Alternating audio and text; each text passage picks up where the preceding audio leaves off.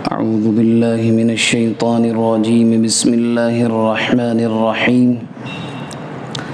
الطلاق مرتان فإمساك بمعروف أو تسريح بإحسان ولا يحل لكم أن تأخذوا مما آتيتموهن شيئا إلا أن يخافا ألا يقيما حدود الله فإن خفتم ألا يقيما حدود الله فلا جناح عليهما فيما افتدت به تلك حدود الله فلا تعتدوها ومن يتعد حدود الله فأولئك هم الظالمون۔ یہ قرآن مجید کی سورہ بقرہ ہے اور سورہ بقرہ کی آیت نمبر 229 ہے۔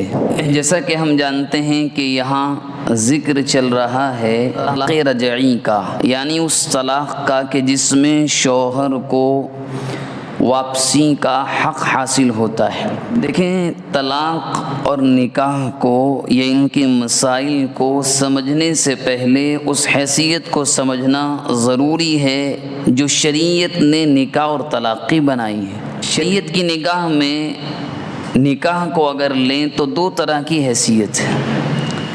ایک تو ایک مرد اور بیوی کے درمیان نکاح کی جو حیثیت ہے وہ ہے معاہدے کی، کانٹریکٹ، جو ایک مرد بیوی سے کرتا ہے، بیوی مرد سے کرتی ہے کہ میں تمہارے حقوق ادا کروں گی، مرد کہتا ہے میں تمہارے حقوق ادا کروں گا، معاہدہ۔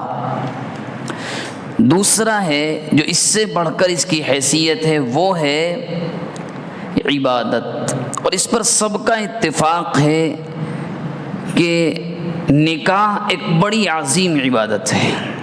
دوسری جانب طلاق کو لیں تو طلاق کو اگر ہم سمجھیں تو نکاح کے ذریعے سے جو معاہدے ایک مرد اور عورت کے درمیان طے ہوتے ہیں، جو کانٹریکٹ ہوتا ہے، اس کو ختم کرنے کا نام طلاق ہے۔ دوسری حیثیت طلاق کی یہ ہے کہ طلاق دوسرے مذہبوں کی طرح یا اللہ کے نبی کے زمانے سے پہلے جو جاہلیت کا زمانہ تھا اس زمانے کی طرح طلاق کو بالکل آزاد نہیں رکھا گیا۔ اتنے قوانین ہیں اسلام میں کہ اتنا آسان نہیں ہے کہ کوئی جب چاہے نکاح کو توڑ دے، نکاح کو ختم کر دے، عورت پر جیسا چاہے ویسا ظلم کرے، ایسا بالکل نہیں ہے، بلکہ عورت کو بھی ایک صورت میں طلاق کا حق دیا گیا جس کو خلا کہتے ہیں، اس کا بھی اس آیت میں تذکرہ ہے۔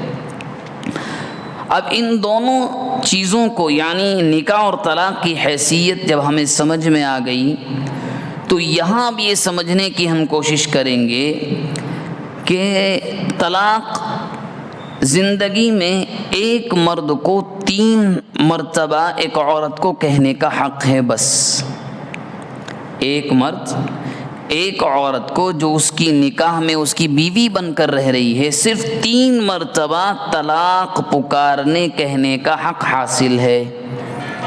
نمبر 1 بات۔ اب اس میں سب سے اہم چیز یہ ہے کہ اگر کسی نے 3 مرتبہ کہہ دیا جس کا بیان اگلی آئندہ کی آیتوں میں آئے گا تو اس کو واپسی کا کوئی راستہ نہیں ملتا، رجعت کا کوئی راستہ ہے ہی نہیں۔ اگر کسی نے 3 مرتبہ کہہ دیا، گرچہ طلاق دینے کا ایک بہتر طریقہ بھی ہے جس کو طلاق حسن کہتے ہیں، وہ بھی آئے گا تفصیل سے، اس میں 3 طلاق ایک ساتھ نہیں، الگ الگ زمانے کے بعد دی جاتی ہیں۔ لیکن اگر کسی نے 1 مرتبہ دے دی، ایک ساتھ دے دے یا الگ الگ کر کے 3 مرتبہ ایک عورت کو طلاق دے دی تو اب واپسی کا کوئی بھی راستہ نہیں ہے، الا یہ کہ وہ خاتون عدت گزارنے کے بعد کسی اور مرد سے نکاح کرے، وہ مرد اپنی مرضی سے اس کو دوبارہ طلاق دے، پھر پہلا مرد اس عورت سے دوبارہ شادی کر سکتا ہے، جس کو شریعت کی زبان میں حلالہ کہتے ہیں۔ مگر حلالے کو باعث بنا دینا یعنی ایک پلاننگ کر لینا یہ بدترین عمل ہے۔ بہرحال یہاں تذکرہ ہے 3 سے کم والی کا، 2 طلاق کا، فرمایا الطلاق مرتان، کہ یہ بات تو پہلے یاد رکھو، وہ طلاق جس میں رجعت کا، واپسی کا، دوبارہ عورت کو نکاح میں لینے کا جو حق ہے وہ 2 میں ہے بس۔ مطلب کیا سمجھ میں آیا کہ 3 میں تو ہے ہی نہیں، 3 میں ہوگا نہیں۔ اب کسی نے اپنی بیوی کو 2 مرتبہ طلاق دے دی، 2 مرتبہ کا مطلب 2 لفظ یہ کہہ دیا، میں تمہیں طلاق دیتا ہوں، میں تمہیں طلاق دیتا ہوں۔ یہ اس کے اور بھی طریقے ہیں بہرحال، یا ایک جملے میں ہی 2 بار کہہ لیں میں تمہیں طلاق دیتا ہوں تو بھی 2 مرتبہ سمجھی جائے گی۔ اب طلاق دے دی۔ زمانے جاہلیت میں لوگوں نے، مردوں نے عورتوں پر ظلم کا ایک ہتھیار بنا لیا تھا۔ وہ کیسے؟ نمبر 1 تو وہاں طلاق ان لمیٹڈ تھی، جتنا چاہے طلاق پکار دیتے، اس کی عدت ختم ہونے والی ہوتی پھر رجوع کر لیتے، پھر واپس نکاح میں لے لے، جو غلط طریقہ تھا۔ اب عورت کو وہ لٹکا کر معلق رکھتے تھے، بیچاری نہ کہیں دوبارہ کہیں کسی اور جگہ نکاح کر سکتی ہے، کچھ نہیں۔ ایک ظلم تو یہ ہوتا تھا، آئندہ ایک چیز اور آئے گی، وہ ظلم بھی ہوتا تھا۔ تو قرآن نے یہاں قانون بیان کر دیا۔ وہ ہوا کیسے؟ قرآن نے قانون یہ بیان کیا، تم نے طلاق دے دی تو نمبر 1 بات یاد رکھو، 3 مرتبہ دو گے، کوئی حق نہیں واپسی کا، بھول جاؤ بیوی کو، وہ عدت گزار کر جہاں چاہے وہاں نکاح کر لے۔ لیکن اگر 2 ہی مرتبہ کسی نے دی ہے تو طریقہ یہ، فَإِمْسَاكُمْ بِمَعْرُوفٍ، اگر تم روکنا چاہتے ہو تو انسانیت کے ساتھ، ظلم مت کرو، میں تمہیں طلاق دے دوں گا، دھمکیاں فلاں نہیں، انسان بن کر۔ فَإِمْسَاكُمْ، اس کو بیوی بنا کر رکھنا ہے تو بھی نیکی کے ساتھ، او تسریحم، تم رکھنا نہیں چاہتے، بِإِحْسَان، تو بھی انسان بن کر جدا کرو، علیحدگی جو کرو انسان بن کر۔ کسی نے 2 طلاق دے دی، وہ عورت عدت گزارے گی، اب مرد کو اس عدت کے دوران واپسی کا حق ہے، عدت کے مکمل کمپلیٹ ہونے سے پہلے۔ لیکن اگر عدت بھی گزر جائے تو نکاح ختم ہوتا ہے، نکاح بالکل ختم ہو جاتا ہے۔ البتہ اگر شوہر اور بیوی راضی ہو جائیں تو بغیر کسی دوسرے مرد کے نکاح کیے ہوئے دوبارہ نکاح کر سکتے ہیں۔ بہت آسان بات ہے۔ 2 یعنی ایک مرد اور عورت، اور مرد نے اپنی بیوی کو 2 طلاق دی، عدت گزرنے تک اس نے رجوع نہیں کیا، عدت گزر گئی، اب نکاح تو ختم ہو گیا، لیکن جدائیگی ہمیشہ کی نہیں ہے۔ اگر مرد چاہے اور بیوی بھی راضی ہو تو دونوں مل کر نکاح کر سکتے ہیں، دوبارہ رشتہ شروع ہو جائے گا۔ لیکن اگر اسی مرد نے ایک اور طلاق دے دی تو پہلی 2 اور ایک یہ جمع کر کے 3 ہو جائیں گی، اب دونوں کے درمیان ہمیشہ کی علیحدگی ہو جائے گی۔ بہت آسان ہے۔ اب قرآن نے یہی کہا، روکنا ہے تو بھی انسان بن کر، اور اگر جدائیگی آپس میں کرنا ہے تو بھی انسان بنو، یہ ایک قانون بیان کر دیا۔ اب مثال کے طور پر تمہیں جدا کرنا ہی ہے، آپس میں مزاج نہیں مل رہا ہے، مخالفت زیادہ ہو گئی، گھر کا سکون اطمینان ختم ہو گیا ہے، تو اس کا ایک قاعدہ بیان کیا، وَلَا يَحِلُّ لَكُمْ أَن تَأْخُذُوا مِمَّا آتَيْتُمُوهُنَّ شَيْئًا۔ قرآن مجید کیونکہ اللہ تو انسان کی نفسیات سے سب سے زیادہ واقف اور رب العالمین ہے، فرمایا بڑی آسان زبان ہے، تمہارے لیے یہ جائز نہیں ہے کہ تم لو اپنی بیویوں سے واپس وہ جو تم ان کو دے چکے ہو، جائز نہیں ہے، بالکل بھی نہیں۔ طلاق دی، جاؤ لاؤ، ہمارا کیا ہے، ہم نے کیا دیا، کیا زیورات دیے، کس چیز کا مالک بنا، نہیں، بالکل اجازت ہی نہیں ہے۔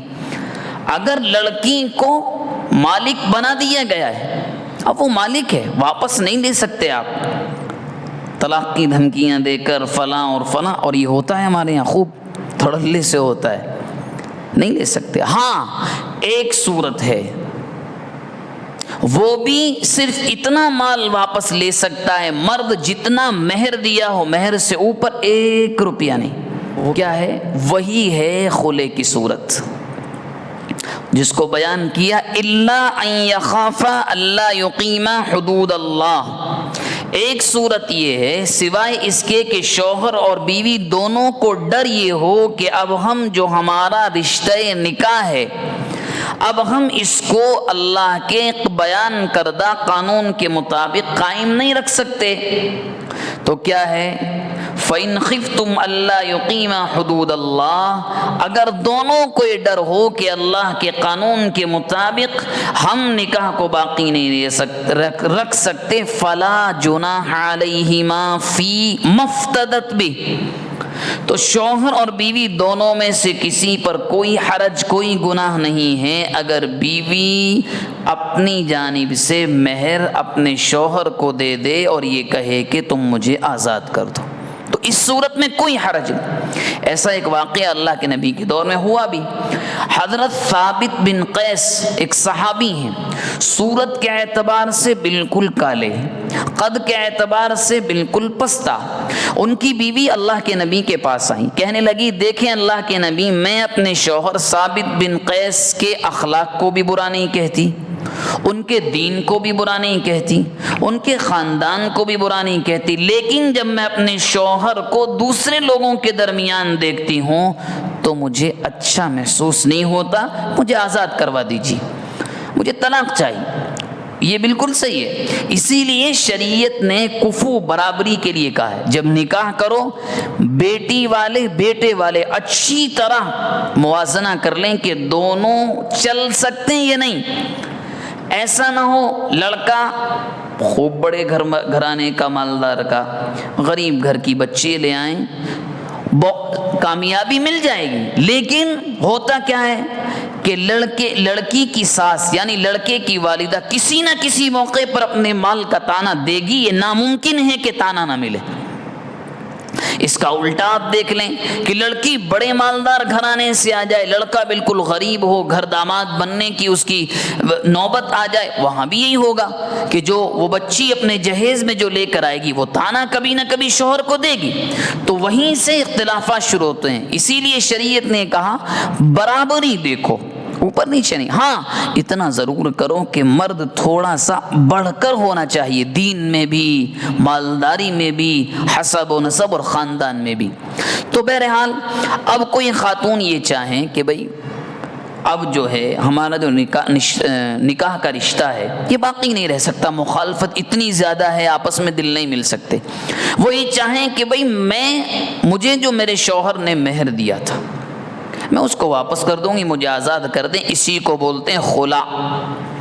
حضرت ثابت بن قیس کی بیوی سے جب اللہ کے نبی نے یہ کہا، اللہ کے نبی نے کہا کیا تم وہ باغ ثابت کو واپس دے دو گی جو انہوں نے تم کو مہر میں دیا تھا؟ انہوں نے جواب دیا اللہ کے نبی وہ اس سے بڑھ کر دینے تیار ہوں۔ آپ نے فرمایا نہیں، آپ صرف وہی باغ دے دو۔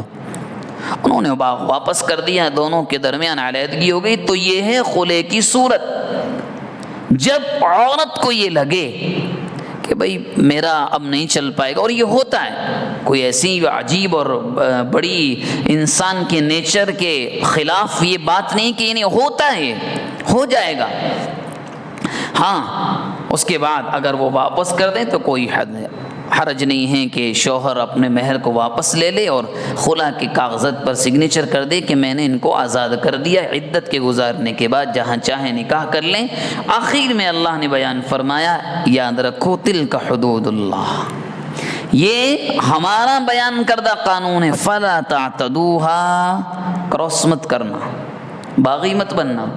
ومن یتعد حدود اللہ، اور اگر کوئی مرد یا بیوی دونوں ایک دوسرے کے خلاف قانون الہی کے خلاف جائیں گے تو یاد رکھو فَأُولَئِكَ هُمُ الظَّالِمُونَ، وہ ظالم کہلائیں گے، وہ اچھے لوگ نہیں کہلائیں گے۔ تو اس آیت میں کل ملا کر دو چیزیں بیان کی گئیں، نمبر ایک طلاق رجعی کا قانون، شوہر کو رجوع کا حق رہتا ہے، دوسرا خلے کا قانون بہت آسان ہے، اگر کسی عورت اور شوہر بیوی کو یہ لگے کہ ہم نہیں رہ سکتے اور بیوی یہ چاہے کہ میں علیحدگی چاہتی ہوں تو اپنے مہر کو واپس کر دے، مہر معاف کر دے اور وہاں سے وہ آزادی یعنی خلا لے لے۔ یہ دونوں باتیں بیان کی گئی ہیں۔ آئندہ جو طلاق مغلظہ ہے یعنی 3 طلاق کے نتیجے کیا ہوتے ہیں وہ سامنے آئیں گے۔ دعا فرمائیں اللہ تبارک و تعالی ہم سب کو عمل کی توفیق مرحمت فرمائے۔